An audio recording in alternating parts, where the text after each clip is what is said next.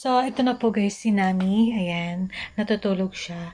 And gigisingin natin siya mamaya. Papakita natin yung butiki. So, itong ideyang to is, bigla ko lang naisip na i-prank si Nami. Let's go. Gawa na tayo ng butiki.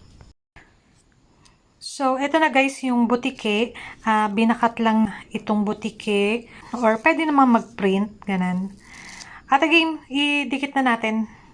Siyempre, lalagyan natin siya ng double-sided tape or paste para madikit natin siya sa pader. Okay, dikit natin.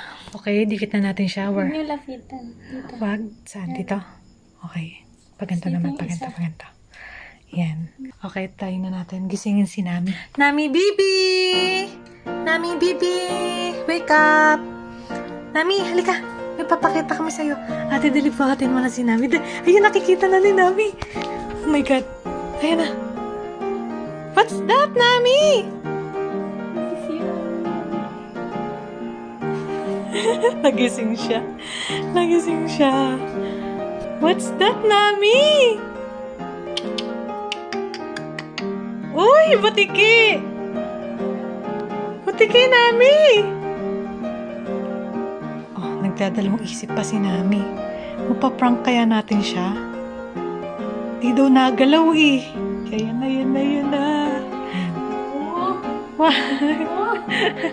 Patingin ang reaction niya. Ay! Masisira! Huwag may lapit!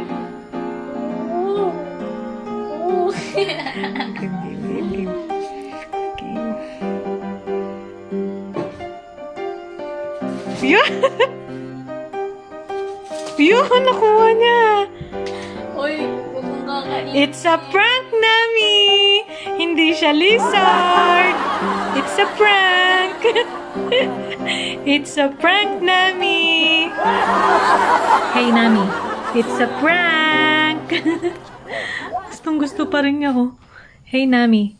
It's a prank po! It's a prank po!